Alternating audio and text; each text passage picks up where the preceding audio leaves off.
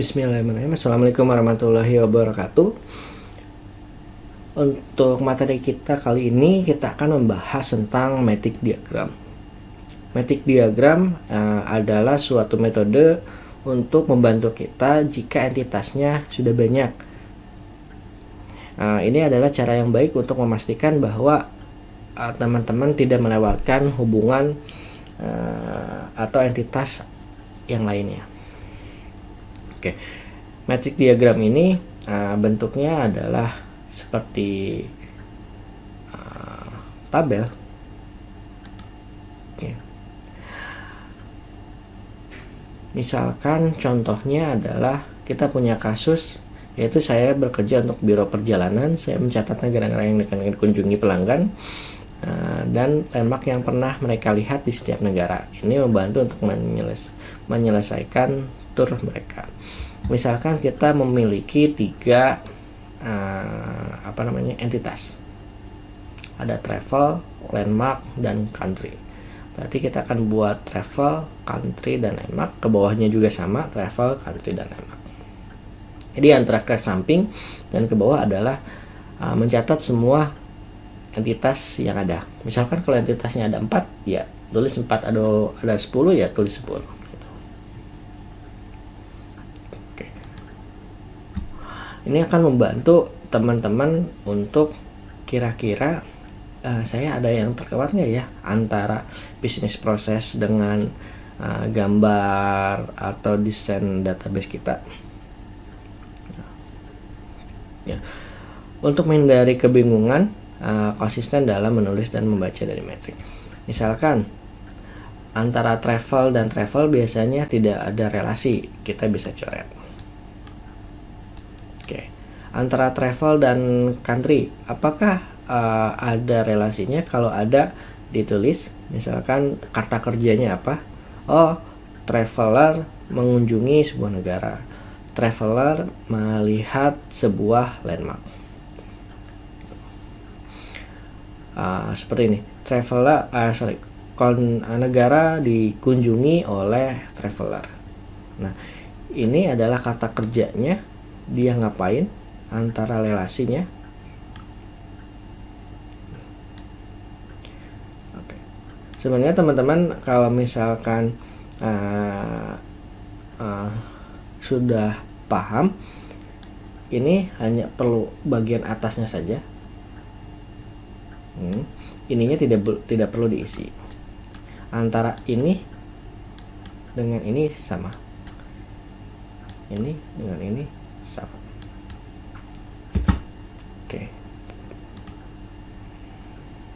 Nah, maka kalau sudah dibuat matrix diagramnya, kita tinggal menarik garis atau menarik relasinya. Tadi traveler dengan country, oh berarti ada relasinya. Traveler dengan country. Lalu country dengan landmark. Ada juga landmark dengan traveler, berarti ada relasinya. Misalkan kalau tidak ada relasinya, teman-teman tinggal coret. Seperti itu. Misalkan seperti dosen dengan, kita akan buka sebuah tabel Excel. Benar.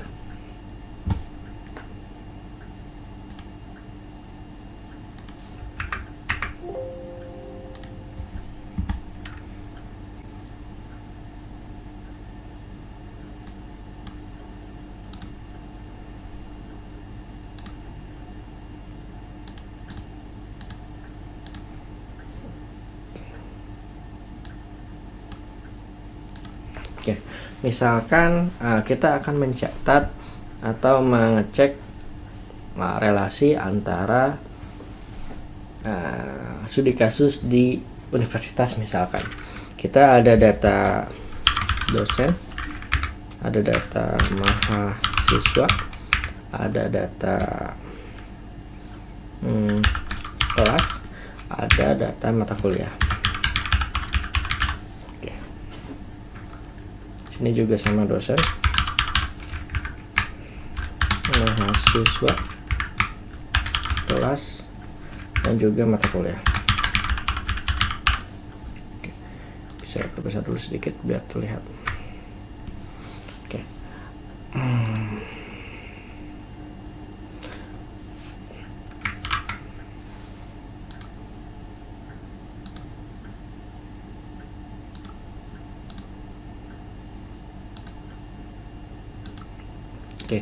kita punya matrix diagram, yaitu dosen, mahasiswa, kelas, dan mata kuliah. Dosen dengan dosen tidak ada relasi, berarti di strip atau kita kosongkan. Oke. Mahasiswa dengan dosen dengan mahasiswa, apakah ada relasi antara dosen dengan mahasiswa? Oh, ada. Ternyata dosen itu membimbing seorang mahasiswa.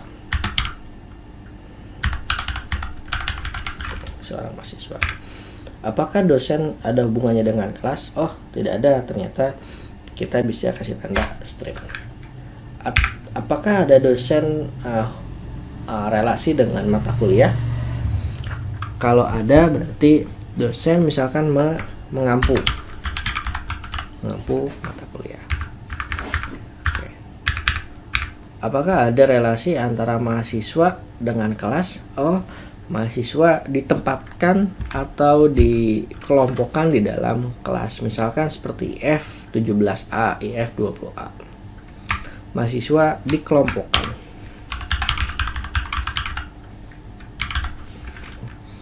Adakah relasi antara mahasiswa dengan mata kuliah?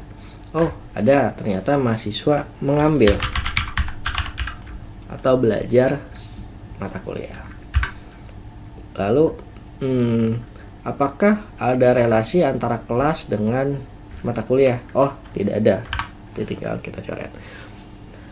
Maka dari sini kita bisa lihat yang ada relasi yaitu antara mahasiswa dengan dosen,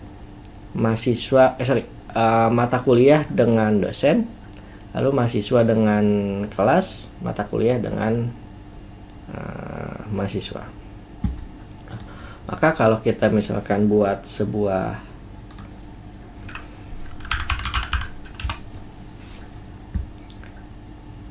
rancangan IRD,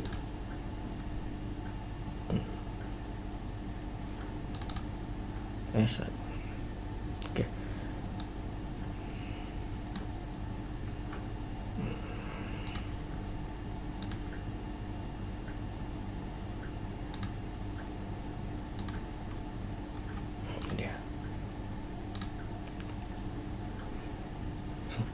Kita di sini akan membuat menggunakan Visio yang kurang lebih hampir semua teman-teman memiliki Visio. Kita tadi memiliki yaitu dosen, memiliki mahasiswa, kita memiliki mata kuliah,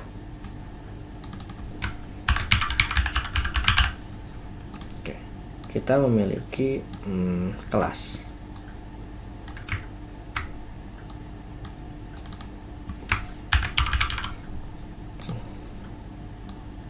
Saya akan buat di sini kelas karena tidak ada relasi antara kelas, mata kuliah, dan dosen. Oke. Nah, kita lihat tadi di dalam matrix diagram kita, saya kopikan dulu.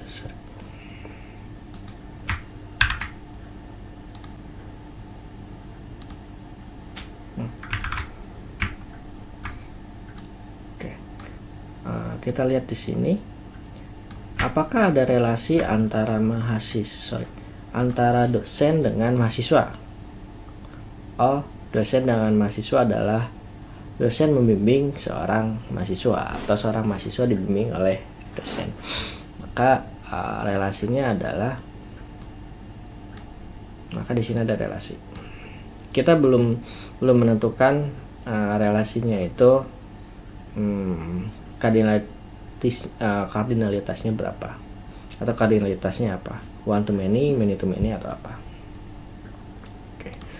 Lalu antara mahasiswa dengan mata kuliah, apakah ada relasi, yaitu mahasiswa dengan mata kuliah itu mengambil. Mahasiswa mengambil mata kuliah nanti. Oke. Lalu apakah ada relasi antara mata kuliah dengan kelas? Tidak ada. Yang ada itu mahasiswa dengan kelas.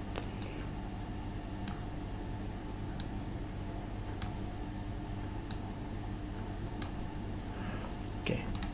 Lalu apakah ada relasi antara dosen dengan mata kuliah?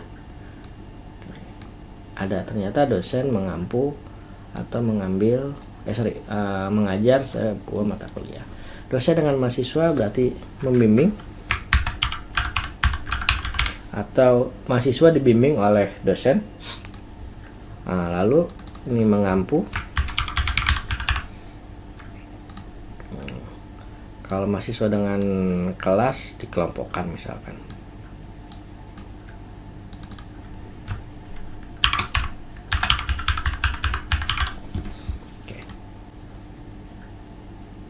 Begitu cara penggunaan RDIS, penggunaan matrix diagram untuk melihat antara entitas apakah ada relasi atau tidak. Sekian video kali ini, terima kasih. Mudah-mudahan bisa membantu perancangan database teman-teman. Terima kasih. Assalamualaikum warahmatullahi wabarakatuh.